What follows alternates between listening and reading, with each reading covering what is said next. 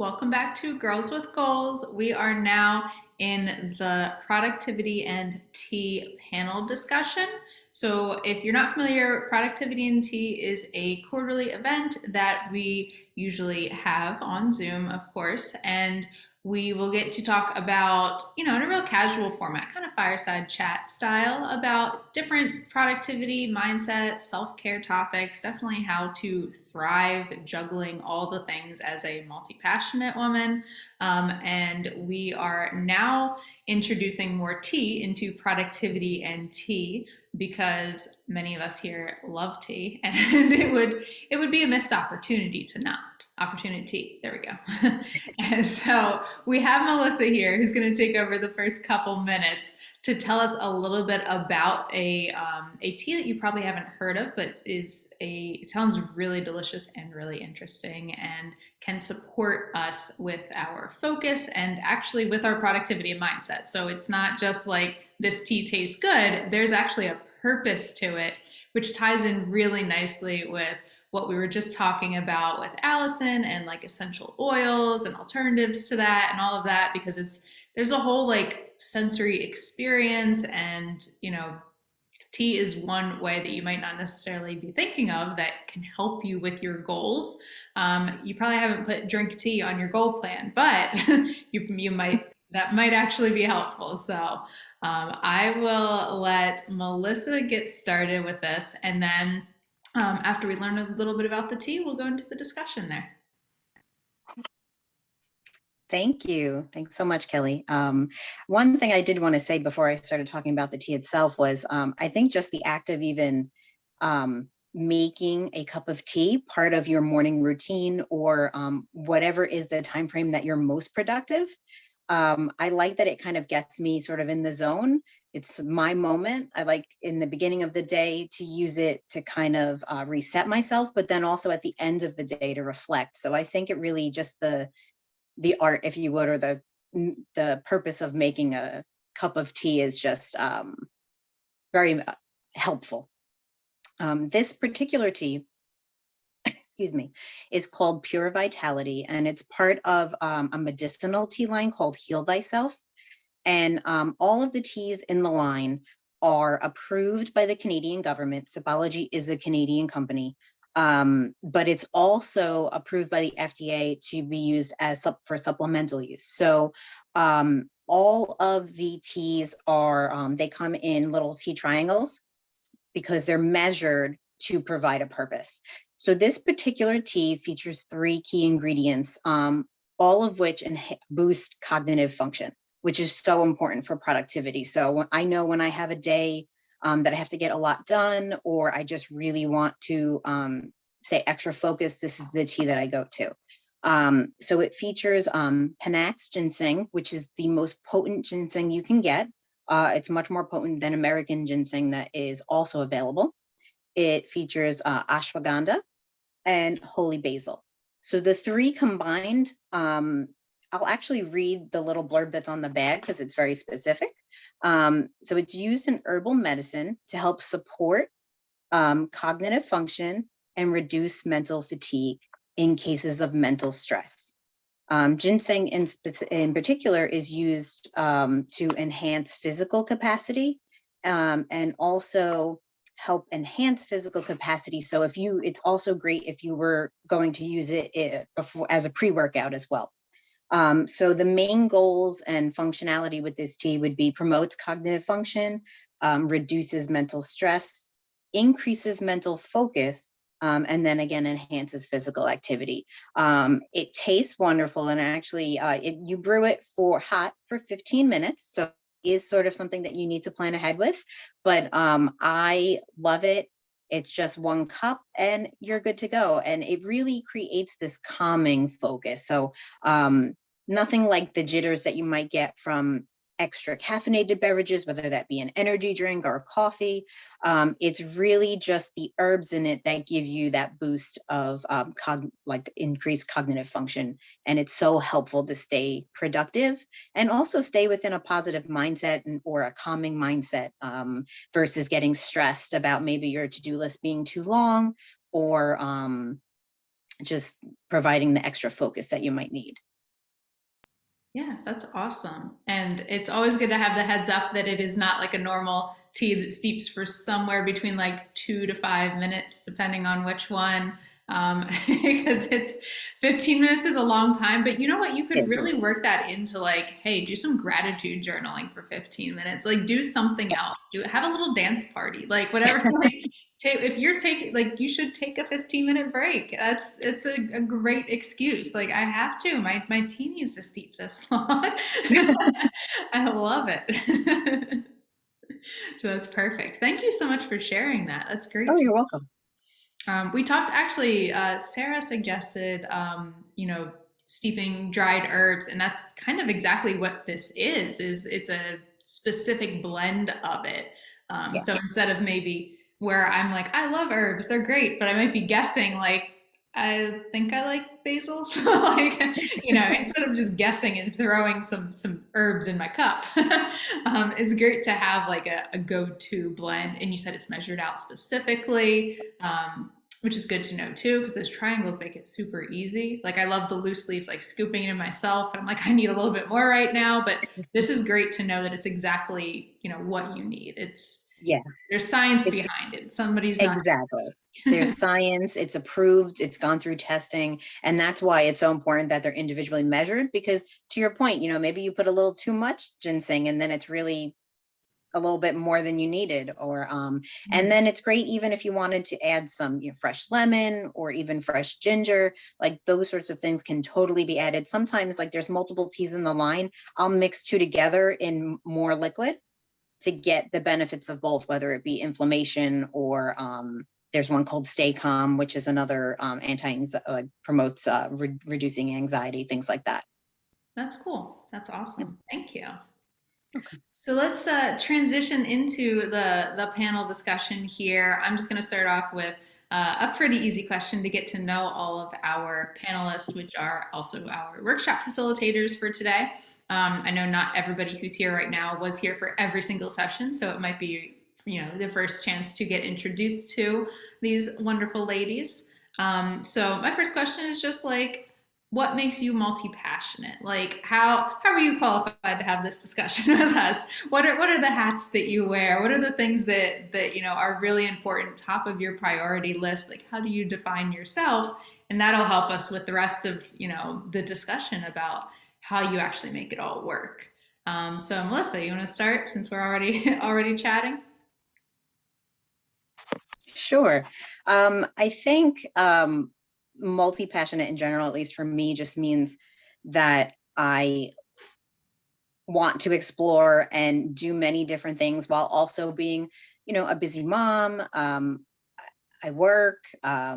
There's different things that are important to me and that I want to either um, bring to my community or work on for myself and just explore all of those different options all at the same time. One of the most important things to me is sharing my mental health journeys and then also promoting kindness while also sharing tea. So I feel like all of those combine to really create an uplifting experience. And I think that's what um, brings together like the multi-passion outlook. Yeah, that's awesome. Thank you. And I guess I just want to say for anybody who's not a panelist, if you want to share in the chat, like what makes you multi-passionate, what are the hats that you wear, the roles that you take on, the things that you're passionate about, feel free to put that in the chat as well. So let's move on to Hilary. What makes you multi-passionate? So, like Melissa, I am also a mom and balancing running my own business. So, off the bat, that's those are the two biggest chunks of what I pour my passion into in my life. But I also really put 100% of myself into anything I take on. So, like I mean, I'm crazy, but I took a leadership role on the board of my daughter's school. So I'm really involved in advocating for, positive improvements at her school. I am really involved in like I have like a little group of other women owned businesses, like women business owners that we kind of are a brain trust together. And, we focus on that. I obviously have all of my client work. I'm now also working on building out some like product-based offerings, and because I'm really a service-based business. So I'm working on building that out. And, and then just as showing up as a friend, as a friend, I take my friendships very seriously. So it's really important to me to show up as a friend. And I have been trying to incorporate self-care a little bit more as part of my passion, because I think with all of the other things that I do, that's always what is the lowest rung on my priority list. And it's a recipe for disaster, for burnout. So I am really moving that up a lot higher on my priority list these days. Yeah, love to hear that. Love to hear that. Lainie, do you want to go next? What makes you multi-passionate? Yeah, so I am not a person mama, but I'm a dog mama, very proud dog mommy here. And I'm also a business owner of my coaching business. And I just started another business with a sister that's going to be more subscription based. And I'm also a wife, a newlywed. So I have all of that going on, and kind of, I think multi-passionate to me specifically is kind of how I built my brand, and kind of blending all the things that work for me into my coaching business, and also promoting that message out to my coaching clients. Because I feel like that's a big piece of being your own hype girl, is like owning all these different pieces of you. You don't have to be this or that. You get to be all of it. So kind of embodying that work in my real life, like being the wife, being the dog mom, being the outdoorsy person, and then also really prioritizing work and like outside life balance, and sisterhoods and all of that. So wearing all of the hats equally and enjoyably. Love it. That's going to be our new tagline. I'm going to steal it. Yeah. Allison, what makes you multi-passionate? Feel like I want to like pull pieces of like everyone's answer. I just want to like raise my hand every time I agreed with something. Yeah, so I actually, I teach yoga and meditation for a lot of corporations, which, like Lainie said, like kind of all the pieces of myself came together in my business. So I also do that with private clients, but do more of the coaching aspect with the self-care, and work a lot in corporate wellness. So I do a lot of stress management and self-care with corporations too. And one of my goals in life, I work a lot with the finance industry, but one of my goals in life is to pretty much like change the paradigm of how the financial industry works in terms of like self-care.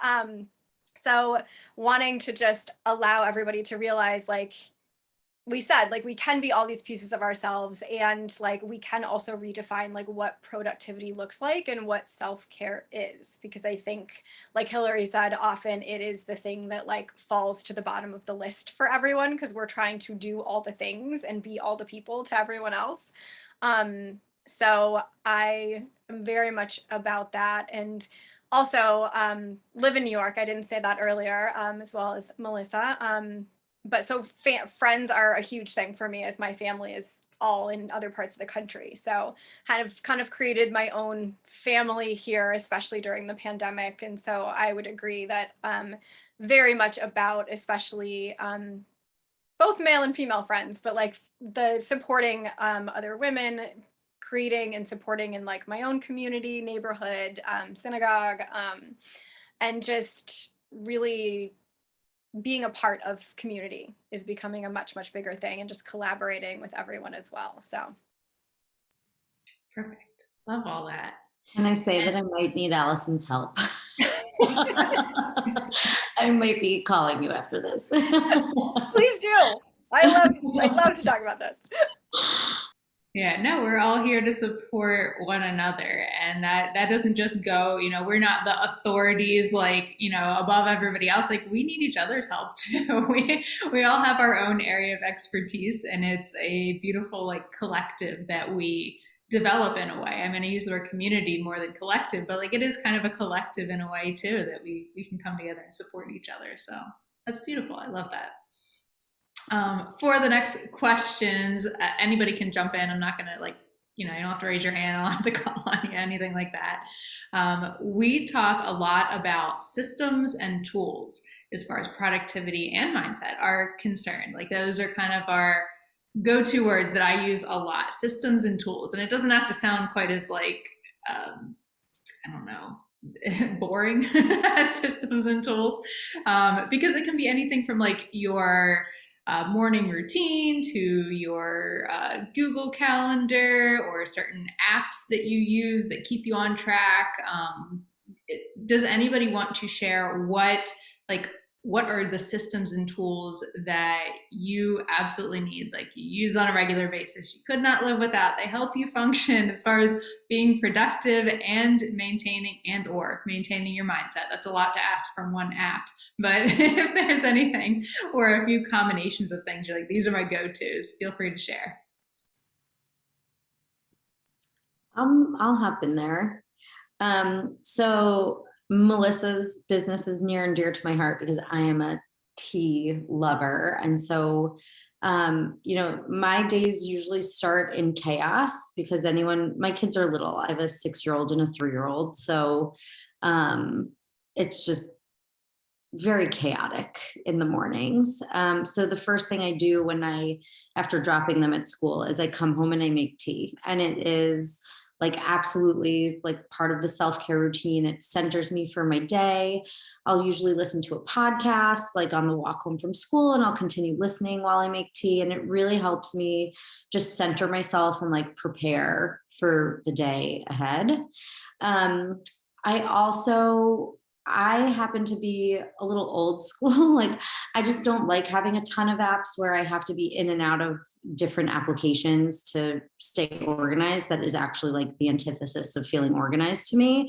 So I have this Google sheet that there's been a bunch of different iterations, but I create basically one Google document every year. Each week gets its own tab within the spreadsheet, and it's essentially like my to-do list. It's broken down by client and like what I have, to achieve for the client. I have my own like marketing section. I have like a new business development section, and I have a time tracker. So it really helps me over the years. It's really helped me understand how I'm spending my time, how much time it takes me to do things. So when I need to give estimates for projects, I'm pretty accurate at this point because I'm really efficient about tracking my time. I tried a few other things, but it really didn't work for me. And having total control and having everything in one place, like all of my invoicing stuff is in this spreadsheet. Also, I can keep track of who paid me and when, or who hasn't paid me. So I like having everything in one place, and that's the one thing I really can't live without. I will say that over the last, it must be 2 years now, because this is my second Balance Bound planner, but Balance Bound planner, giving a little shout out to Brooke. It's funny because I met Brooke actually at a networking event, and we were talking, there was a lot of talk about self-care, and especially as like a working mom, self-care is always the hardest part for me. And part of what I loved about what she created with Balance Bound was that you can really see your self-care at a glance. Like it builds self-care into the planner. And, I've already said I'm old school, but I didn't think I would go back to like a paper system. Everything was digital, and I thought I would love having things digitally, but I wanted to support her, and I bought the planner, and now I am obsessed with it, and I like literally cannot live without it. It lives on my desk. I can see my entire week at a glance. I can see what I have to do for my kids. I can see what I have to do for work. I build in my workouts, like, you know, when I'm going to exercise, when I have to go food shopping. I color code it because I'm crazy. But yeah, it's been a really invaluable resource for me, and major shout out to Brooke for that, because it's really helped me just have a better understanding of how all of these different pieces of my life fit into the bigger picture each week. Yeah, I think you have a few people agreeing with you, including myself. Color coding, not crazy at all. Everything is, first of all, it's easier for your brain to process when there's different colors. Like you can sort that out mentally, but like it just looks fun. I use colored pens. So like all of my work stuff is pink. All of the stuff for the kids is like teal. My extra, you know, all my self-care is purple. So it's actually fun. I take time every Sunday to plan, like look at the week ahead and plan. I'll also do, like, they have notes pages. So I'll do all of my social media planning in there, which I do once a week. Like for me, for my own account, because I don't manage social for my clients. It's like one thing I really won't touch. But yeah, it's really great, and it's a great way to keep everything in one place. I just love it. Yeah, it was just on the note of color coding for another second, and then we can then we can let somebody else answer. But color coding, I guess because I use Google Sheets for a lot of things, particularly related to D20 theory. Like there's a Google Sheet for everything, and in the last week or two, it just updated to give me an additional option that instead of like you could set custom colors as defaults, like through the hex color, which for anybody who knows anything about branding and you're like, know your hex codes. And so I was like, this is great. I can literally, because I'm already using it for my brand, like use the brand colors really easily instead of just like, this one looks like the right color purple. Like, no, it is the right color purple. It makes me more excited to do my work when everything looks pretty and matches. So that's my plug for color coding in Google Sheets. Does anybody else want to jump in with like the systems and tools that keep you productive and have a positive mindset? I mean, I can add to that because I would say like it's a little similar and different in some ways. I would also add to the color coding conversation that I find it's helpful in terms of realizing balance, because if you like have a lot of one color and not a lot of another, like you almost just at a glance can realize like maybe where you're a little bit like not putting as much energy or time towards as like you might need to feel like balanced in the long run. But yeah, similarly, like I'm big with like to-do lists. All of my friends like know how crazy it is. But like I actually change it to, instead of being a to-do list, because I feel like from a mindset perspective, like even just the phrase to do makes it feel a little bit heavier, because the inner child in all of us like does not want to be told we have to do something. Like we just don't. And it makes it feel more like work. It makes it feel heavier. So I actually have a to manifest list, because the inner child in all of us really wants to like create things and manifest things. But that being said, I literally have every single thing. I think you made the comment, I don't know if it was at the end of my session, of like, most of us probably don't put like drink tea on our list. Like I literally am like, if I want to drink the wine for self-care, like it's going on the list so that I can literally like cross off the list. Like I drank wine, like I took care of myself, or I watched a show, or whatever it is. And it's really like listed kind of like where stuff, and it helps me figure out like self-care wise, like where can things fit in that I want to do? Because if it's not on my list, like it's literally not happening. Like I even have meal times on there, because if I don't put lunch on there, I will suddenly realize it's 4 p.m. and I didn't eat. So I'm very big on putting everything on there, like the things I want to do, the things I like client related, like it's all there. I tend to use just like the notes in my phone each week. So I have like my to manifest, I have the week, and then I really like to go through in the idea of color. I like put emojis for all week of like the different things that are going to happen throughout my week, just because it's really fun to look at. And then I have a template that I go off of and I add things in for the week, because it also really allows me throughout the days or the week, if I need to shuffle stuff around, then it's really easy for me to be like, okay, well, this is going to get done here. And it helps me to go along with like my rhythms too. So if I'm feeling a little bit lower energy and I'm like, oh, well, I was supposed to record this hour-long thing, but like, I really don't want to right now. Instead of me just doing nothing, I'm like, well, what can I do on this list that can be moved? And like, where could I put this? So it helps me to not get stuck as well. And I would say the other thing in terms of just kind of knowing my rhythms and how I work, I really tend to plan my schedule along like kind of like the ebbs and flow of like the month for me, even the seasons of like, when do I know that I tend to have more energy? When do I have less? What types of activities go better at certain times of the day or certain times of the week or the month? And at the end of every month, I do color coded, of course, a kind of reflection of like what went well in the month that's ending. Because I think it's really important to actually realize that a lot more went well than we probably think it did. And we're much more obvious and focused on the things that didn't. So we do that first. And then I do say like, you know, what didn't go well or what would I have done differently? And then I do it. The last question is, how do I want the coming month to unfold? And really just kind of writing down. So even before the month starts, I kind of have an idea of like what I would like to have happen or just different things. So I like that too.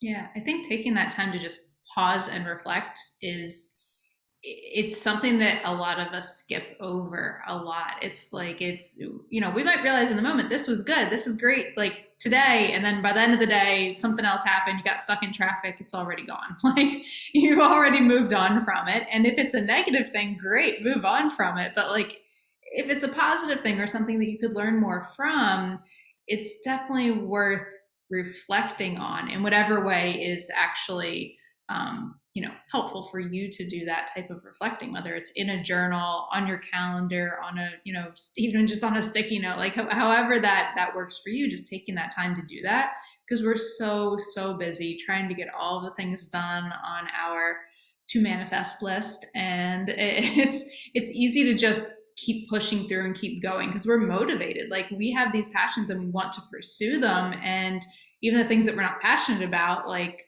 house chores and stuff, it's like, hey, it's got to get done, keep moving along.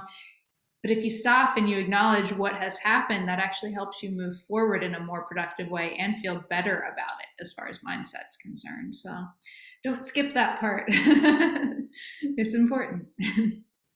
Yeah, I think it helps with the processing on the one hand. And like you said, it's almost like that quote of like going slow to go fast. Like if you pause and actually like take the time to plan or to like think about things, like you actually do end up being more productive in the end. Yes, momentum in the stillness. I agree with that. Yeah. Lainie, did you have anything that you wanted to add? I feel like it's like a little bit of what everyone said already, but big on lists. Like I love writing everything down. Like I need to like have it all listed out and like visually see it so I can kind of like grasp it. And I'm actually like the opposite. I love writing things down on like physical paper, like tangible, like having it like in front of me for some reason, like it just works better. But kind of what Allison said, I started to get in the habit of like reflecting weekly, like what went right, what could have gone better. And then also kind of like paying attention to like, how was I eating this past week? And like, what was I drinking and eating? And how was I sleeping? And how did that like affect how I showed up like in my business and each day? And just, it's given me a lot of awareness about my own body, things that like work for me, things that I need to avoid or do less of.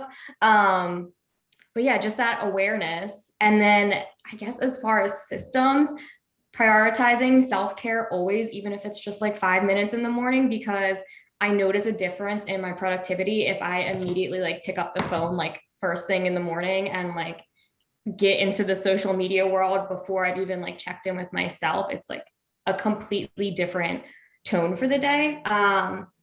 So just making sure I include that self-care time, and also being very like graceful with myself, that like it doesn't have to look the same each day. Like my self-care can be like 5 minutes, and sometimes I get to have 2 hours to, do all the things. So just what works for me each day and just having that reflection. Yeah, definitely. And I think, like you said, like it doesn't look the same each day. So reflect each day, see what worked and what didn't. But like day to day, life is chaotic. Especially, you know, like Hilary's like, yes, it is. Especially if you have a 6-year-old and a 3-year-old. Like life can't be anything other than chaotic most mornings, I'm sure. But you know, figuring out what are those things that do work for you, and then like latching on to that. And I say a lot, like investing in yourself. That doesn't necessarily mean spending money, because people think investment, that's money. Sometimes it does take money, but investing like your time and your energy is equally an investment. It's no different. You have to usually devote more than just your time or just your money. Like usually it's a lot of those things. Um, what have any of you invested in recently? Like I said, whether it's money or time, or like what's some way that you've invested in a goal that you have, or just invested in your self-care, anything like that? Like what is one thing that you have said, yep, this is a priority and this is how I'm going about it, that's new for you recently?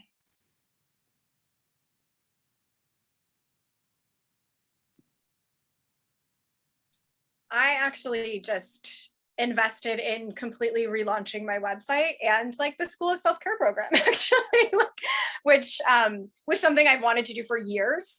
And it was like kind of years in coming. And it was also a very big self-care thing, because I think, as many of us know, like our businesses are ourselves, and like you can't totally separate them. So there's a lot of like self-growth that goes into that.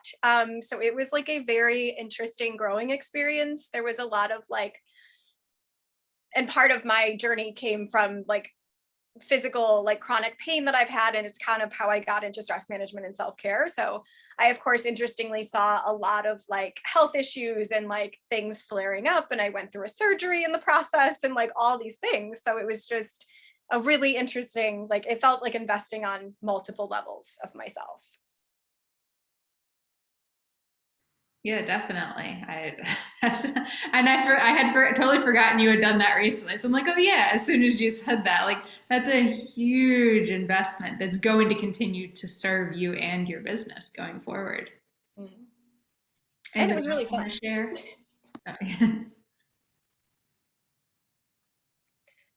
Hey, so for me, I've invested in various different online courses to just sort of, help my understanding as a solo business owner.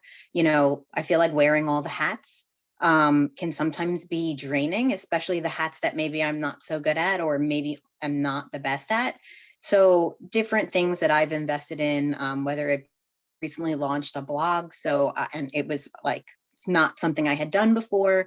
So I invested in that. I invested in web design and bringing someone on to manage that for me, because I knew that that wasn't something that I would have the time to do, or B, the know-how to do. Just different areas of investment, knowing that maybe looking at myself and saying, okay, I can't do these things, or I don't know how, and stepping in and saying, okay, I either need help or I need to outsource the work, otherwise it's not going to get done. Because I think knowing that you aren't equipped to do something is just as important as knowing that you can do something, because it can really throw off your productivity mindset and your entire day. So those are things that I've invested in recently, because I needed to keep, moving the needle forward, so to say. Yeah. I'm all about like the trainings, the courses, like sign me up. I love learning. I love trying to do everything. Like as much as it might sound like I feel like I have to do everything. Like I do really, I enjoy learning. I enjoy the experience of growing and learning those new skills that you can apply in different ways than you even realize when you're learning it. Like 5 years down the road, you'll be like, oh yeah, that thing that I learned, like now it actually makes sense. Like I was a communications minor in undergrad because I had to pick a minor. That was part of the way the program was structured. And years later, I'm like, Oh, I'm starting a blog. Oh, I'm starting a business. Oh, okay. Now I know what these things like how they can be relevant. And of course, I don't remember it all perfectly, but like I have that groundwork there, and there's never a negative to to learning and to investing in that way. And so yeah, write off all of those things on your profit and loss. Like add them to the list. Sure. They're so valuable, more valuable than the number itself. Anybody else want to jump in?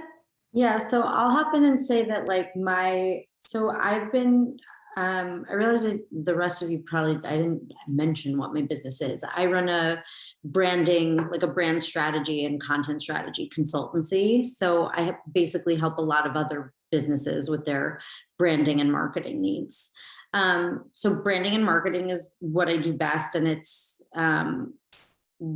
finding new clients, building my business has never really been an issue for me. I've now been in business for, it'll be 7 years in January, which is crazy. I've been doing this full time for 7 years. And so for me, I think I have put such a monetary investment into my business over the last few years, especially at the beginning, that now the investment is in finding ways to step back and honor other goals that I have, because I have no shame in being a very ambitious person. I've always been ambitious. I always want to keep growing and achieving and hitting these milestones that I set for myself. And I've been pretty good about getting there. But I think the pandemic broke me a little bit. I mean, I'm sure other people too have had that experience. I know a lot of, especially the other moms that I have spoken with, have had a similar experience. Like it was suddenly not just, okay, work-life balance. It was work-life balance, but we're all in this house together and we're doing kindergarten virtually, and you need my attention all the time, and my clients need my attention all the time. And I was just, I'm really burnt out. I just really burnt myself out. And I am making investments in other parts of my life. Like we hired a regular babysitter for weekdays to help me with the kids 3 days a week, so that I just have extra help with the kids. I have more time towards the end of my day. I don't have to stop to go pick them up at school. And they're happy, they're engaged, like letting go of any guilt that I have around that area. Now I'm just like, oh, this is great. I'm just gonna let the babysitter do it. Finding other ways to take more time for myself, and to not apologize for it. Like, I think at this point, to me, like self-care is not just bubble baths, which I love and I need, but like, it's not just like bubble baths or like taking a walk or, reading a book. It's like, I need 8 hours of sleep. I need to figure out how to do that. I need to, get out of my house physically and like go see friends, or I need to plan more date nights with my husband. Like, I think I'm making more of an investment in other parts of my life now, which will serve me. It will better serve me in business, because if I'm not coming to the table burnt out, if I'm coming, with a full cup and a lot of energy, and also that my brain can rest and recharge to be used creatively for my clients, it's a win-win. It's a benefit all around. So, I'm actually, I'm making investments in other areas of my life now that I'm starting to see a payoff. I'm still working on the 8 hours of sleep a night, but we're getting there. Work in progress. That's perfectly okay. And yeah, no shame in like the babysitter game, or like for me personally, recently hired a house cleaner. Like, can I clean my own house? Yes. Do I have 1,000 other things to do that I cannot outsource? Yes. So like, let me do it? No. Yeah, and I don't want to, but I've never wanted to. That's never been part of the question. But it's like, I can have somebody clean my house. I cannot have them do everything else that I need to do or want to do, or like the self-care practices. No, somebody else can't go for the walk for me. Like, I'll ask my husband to do those things all the time. I'm like, but can you just like go sleep for me? I have things to do. Like, it doesn't work. There are things that you cannot get other people to do for you, regardless of how much they love you or how much you pay them. There are things you have to do yourself, or things that you really do want to do. I don't want to clean. I don't like to clean. I can afford to have somebody clean. So why not? Like, it's the things like that that it's, you know, or a babysitter, like that you're like, you know what, this is, why didn't I do this sooner? Like, I could have been benefiting from this sooner. Yeah, there's a real reward there, I think, that is immediate. Like when you get over the like this idea of like, oh, I should be doing it all myself. No, like no one does it all themselves. Everyone who's super successful has a lot of help in a lot of areas. And I think especially as women, that's something that we need to do more, is ask for help and, you know, enlist help when we need it. And if it means, you know, paying for it or just asking for, like, a friend was having boyfriend troubles on Friday night and wanted to go out. And I said, I have a mountain of laundry sitting in my playroom right now. Like, do you want to come over and we'll drink wine and fold laundry? And she said, absolutely. And she literally laughed when she saw the amount of laundry that was in my basement. It was insane.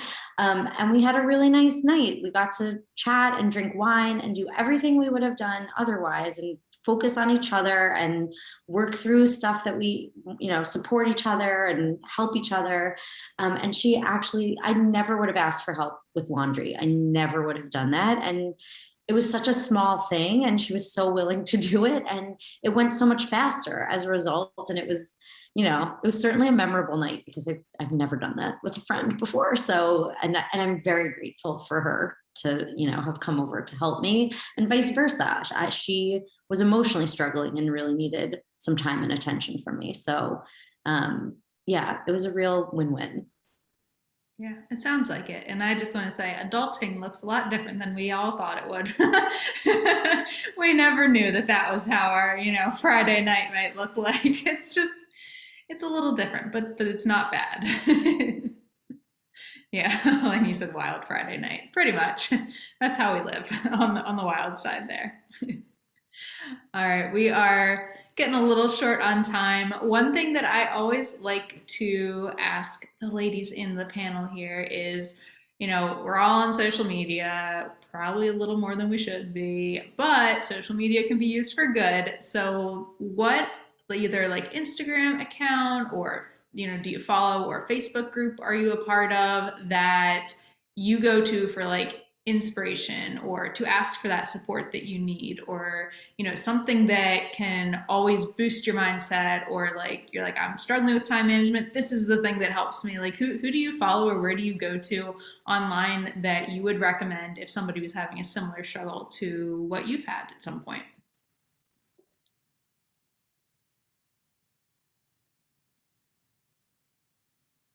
I also know this is a hard question because it's like there's 1,000 of them. I follow every. That's what I was just thinking. I was like, oh, that's really hard to pick just one. Well, you can pick a couple, I guess. Yeah, But like, it doesn't have to be like, it doesn't necessarily have to be one, but yeah, one or two, a couple that it's like, yep, this is who I follow. This is who always inspires me. Even if it's just like motivational quotes, or like, I don't know, maybe it's funny memes, like, because that sometimes that's helpful too. It's like just something not serious. Like what could make you smile? So I always go to an account. It's a woman named Stacey Swift, and she's an artist in the UK, and she promotes mental health. And I've had many struggles that I openly discuss on my social media platforms. And she just has this beautiful artwork. And she also does a like a gratitude journal, and she promotes like self-care, and everything's vibrantly colored, and they're just wonderful, just little pieces and nuggets of art. And it's just, usually I start my day by at least looking and then going through and sharing one to my stories and saying like happy Tuesday or whatever day of the week it is. And that's normally like my first post, because I just find it so cheery and uplifting. Yeah, no, that's perfect. That's exactly what I need on a Tuesday morning. Right. If I don't remember to head over to her page, I'll look at yours. Exactly.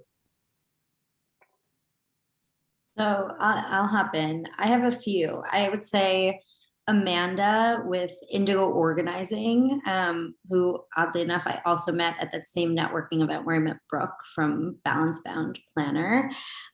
She is, I believe she's trained in like the Marie Kondo method, and she gives really good productivity and organizational tips, and especially in terms of like streamlining and minimizing things. It's a very minimalist approach, which the older I get, the more I embrace that theory.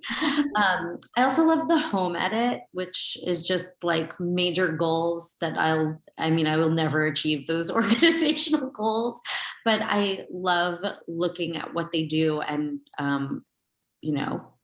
fantasizing about like my closet looking like that at some point in life. And then I would also say I'm someone I mentioned in my workshop, but I love Sarah Bleakley. She's the CEO of Spank, the founder of Spanx. And her personal account is amazing. She has a wacky husband and 4 kids and is still very involved in her business. She's built I think like $1 billion business, and she keeps it real, and she gives great tips, and she does this whole thing with like mugs. She'll do like once a week, like a mug with a great saying on it, where she kind of like riffs off of, what is inspiring her that week. And I'm a big fan. I love her account. Yeah, sounds great. And you'll definitely have to connect me with Indigo Organizing and see if we can get a workshop session going here. That sounds like a great opportunity there. And Yeah, she's great. Look great too. Yeah, she would be a good fit for this. So I'd be happy to put you guys in touch. That'd be awesome. Anybody else? So this kind of shows like my outdoorsy side, but I follow the National Park Service, and that is like my favorite. Like then when they post pictures of like bears crossing the road, it just like breaks up what seems to be like a lot of like coaches on my newsfeed and everything. So it's like, nature. So it kind of like breaks it up for me. And then there's also this woman that I follow called the Content Queen, and she's just very blunt and sassy and says the things that I think all of us as coaches have thought at one point. And she kind of has that like hype girl vibe of just like, put it out there because that's what your soulmate client is like waiting for you to do. So sometimes she like kind of like snaps me into gear. And then the other person, I just couldn't think of his name. Sad Simone, he's like the spiritual, like, what does he call himself? The spiritually sassy queen. And he just puts out like these ridiculous reels, but they always have like this like deeper message, like connecting to the universe. So it's like the more serious things, but like in a really playful, like lighthearted way to kind of break up the monotony of the news feed and also the crazy world that we live in. So those are kind of the things that keep me going throughout the day. That's great. I love that. It's not necessarily like this is like productive. Like it's not like how you think of like, do this and this and this and it'll help you achieve this goal. It's like, no, I need to look at the bears crossing the road.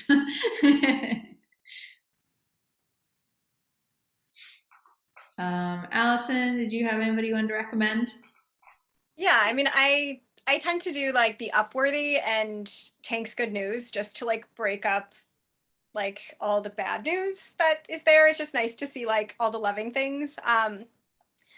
For myself personally, like I love everything like Parisian and French. So like I follow a bunch of like Paris, like more like architecture, flowers, like outdoor pictures. Hi cuties, they're adorable. Welcome to Activity and Tea. So yeah, for me, like personally, it's just like the French part of like me is the part of me that remembers to like enjoy the pleasures of life and go with the flow. So it kind of takes me out of like, it reminds me to like embrace that part of myself. Yeah, that's perfect. That's perfect. I love that. Yeah, it's like we don't live in France, but we can pretend. I see some girls with goals here on the call.